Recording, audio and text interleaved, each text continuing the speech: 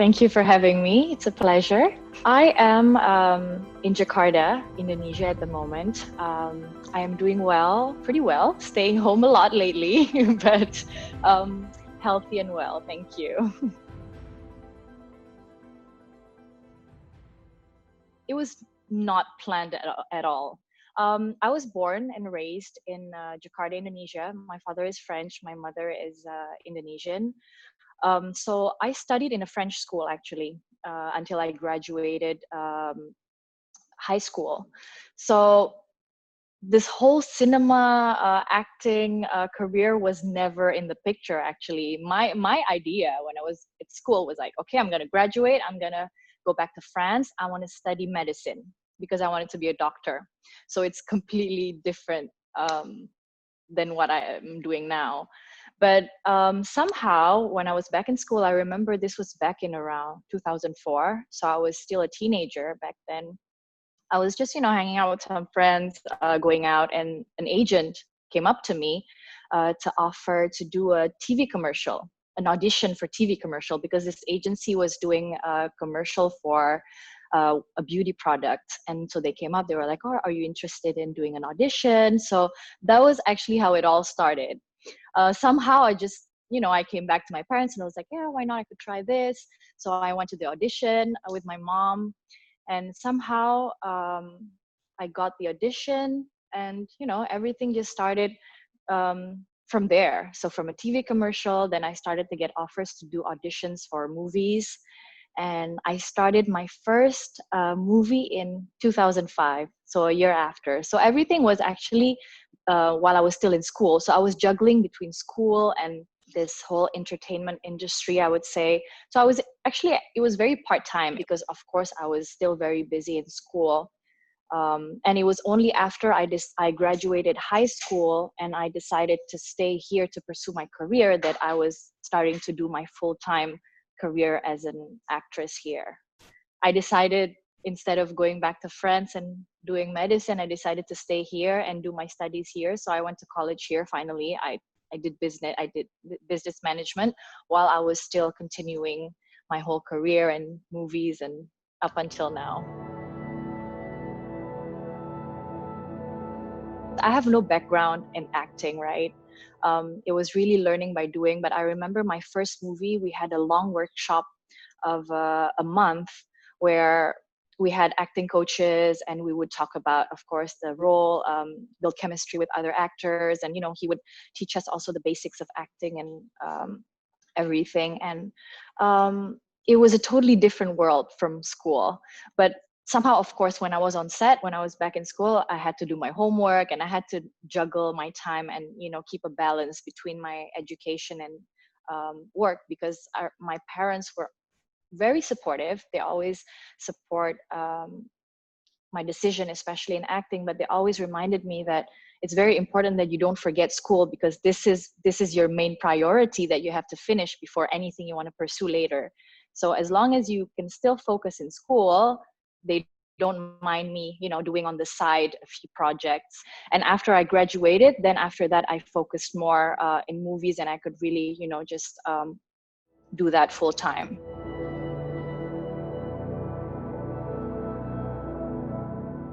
I don't know why I keep shooting with them. They're always, they always make bloody movies. No, I mean, I love them. They're amazing people, very creative directors. They always really know what they want. And I love how they have a certain character in every movie, and it's always a blast working with them. How I first encountered Timo was, yes, of course, through Macabre. He showed me the short movie because he did the short movie of Rumadara before, which he took to festivals. And it was after the success of the short movie that he wanted to make a feature out of it. And so he showed me the short movie and I was like, oh my God, this is so bloody. but it was somehow something that I never did before, because as you know, I started doing drama movies. After drama, I did a few horrors, and then came Macabre. So it was a new genre for me. It was a new challenge. And I always like new challenges. Timo offered me the role, which I really loved. So yeah, there it goes. And we've been working together since then.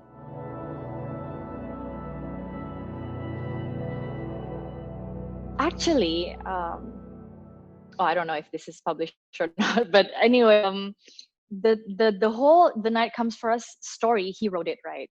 He actually already designed the story to have a sequel with the operator being the lead of the second movie. Because, if you watch The Night Comes for Us, the operator's character is very mysterious, right? You don't really know where she stands. You're like, well, where does she come from? And, well, who is she? What is she doing here? And and then the movie just ends. So the operator was actually supposed to be explained more in the second movie, which we were already talking about it. And we were already very excited actually if we were able to continue and make the second one. But I guess we'll have to see, because we're the creative part, right? But there's many other things involved. So yeah, fingers crossed. Hopefully there will be a sequel, and you will know more about the operator.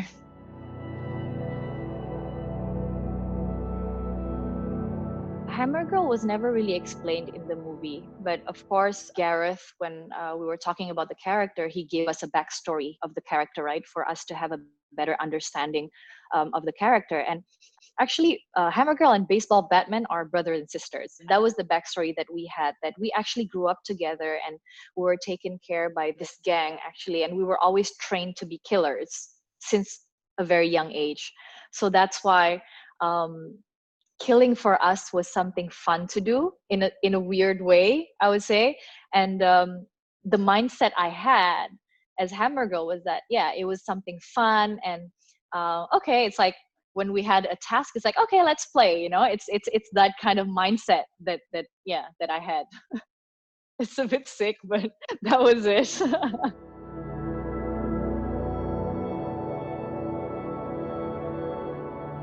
That was a long process, I would say. I have no background of martial arts, right? So I really had to learn everything from zero. Doing that short choreography of a fight scene, maybe for someone like a professional, that would be, okay, easy peasy, teach me a week or two, I'll do it. But for me, it was like, whoa, it was like, what am I getting myself into? At some point I was like, oh my God, am I going to be able to do this? And Gareth, I totally respect Gareth Evans. He's an amazing person, like one of the best directors I've worked with. He does everything on his own. He edits everything. He writes it, he directs it. So he's just great, and he is very perfectionist.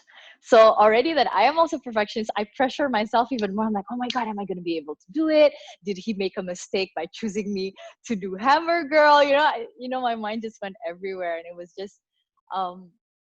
just like a life-changing challenge for me in a way.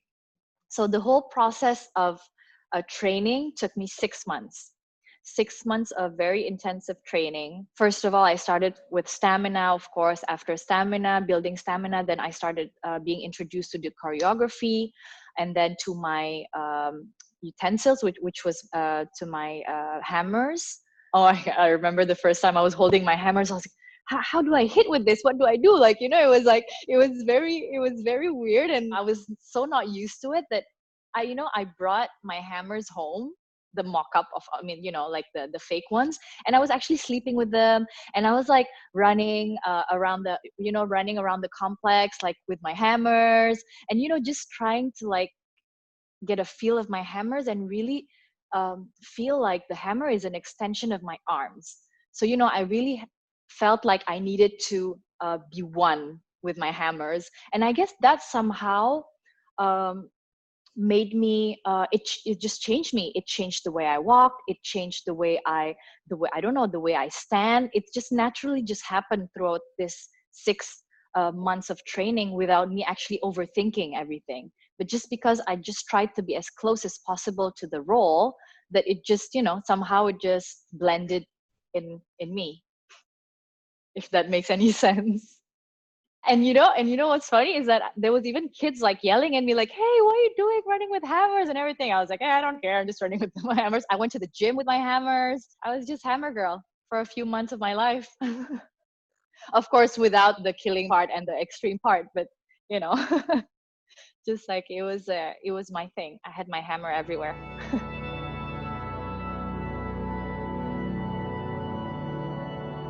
that was that was actually the tricky part. I think that was the most difficult part because we had to have a synchronization of the three of us. If you have a fight one-on-one, it'd be like, okay, you look at, it's just the two of you. But when there's a third person, it's all a question of timing. The timing has to be right. I think the choreography of Hammer Girl was a lot of like dancing. It's a lot of movements that are elegant in some way, I would say, of course, in a slashy way, but the movements were very beautiful in a way.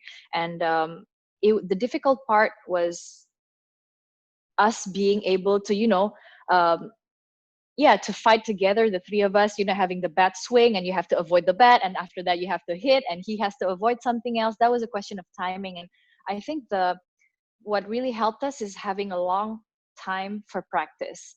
Like we had trainings for months, which allowed us to really, have a chemistry fight, if that makes any sense. What actually I learned after doing a few action movies is that chemistry with your opponent is very important, because you need to have trust, because they're gonna hit something on you. I mean, you have to have trust that when he hits you, either you react to it or either you avoid it. But everything goes by so fast, right? So you can't look like you're like afraid, or you're like avoiding, or you're like trying to hit but you're not hitting with full power. So everything is very important to have trust with your opponent. And I think with Iko and Ferry, we had time to practice together, to really get to know each other and to know our movements, know our timings, and that really helped us in overcoming that scene.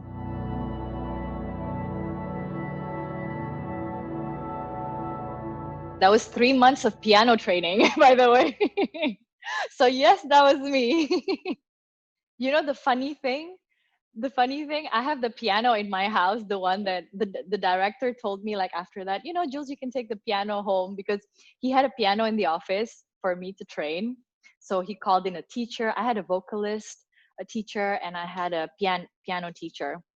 So I was training for 3 months. And if the question is whether I still play, is no, I don't.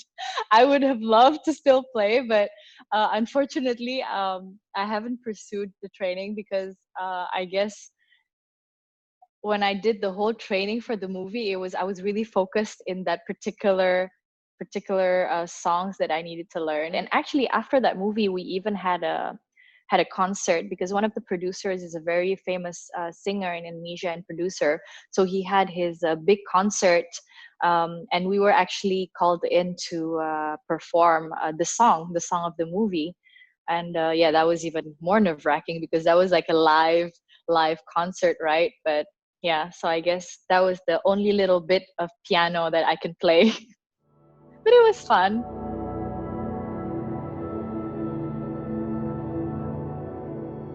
Depending on the roles, of course, there's always research behind it. I would say an example of my experience is back in 2007, when I made a movie that I was a drug addict.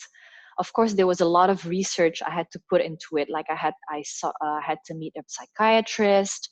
I had to, ask many different questions and do lots of research in order for me to have a better understanding of the character itself. So I think every movie gave me different research. Like for philosophy copy, for example, I had to learn a lot about coffee. I even took courses, barista courses, and I was reading books about coffees throughout the world. And I think every role always takes some research in order for us to have a better understanding of the role and the character that is living in the story. So that would be the exciting part that I would say each time you take a new role, that you get to live in someone else's skin in a way for a short time of your life. I guess that's the exciting part of acting, and trying out different characters and genres. You keep on learning different things, and just enriching yourself.